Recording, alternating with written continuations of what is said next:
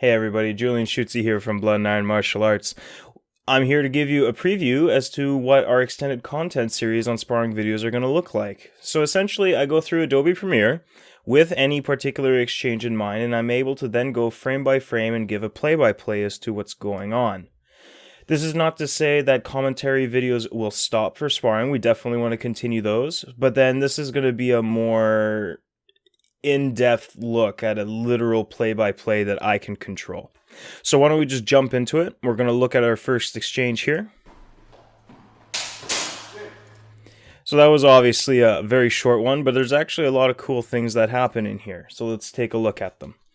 So as Kevin starts moving in, he will notice that Jesse's point goes right online.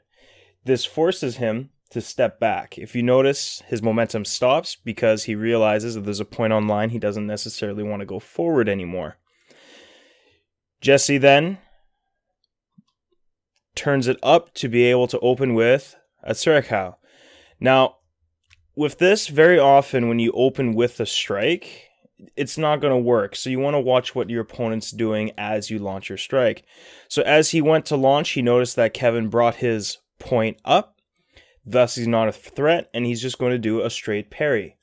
This means that Jesse does not have to fully commit to the strike. In fact, as you notice, he doesn't. The sword is still somewhat turned. And he starts rolling around to the other side to see what Kevin does.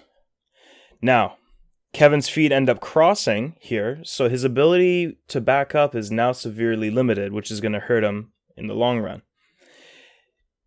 Jesse notices that Kevin starts rolling up, and then he transitions it into a true edge Krumpao.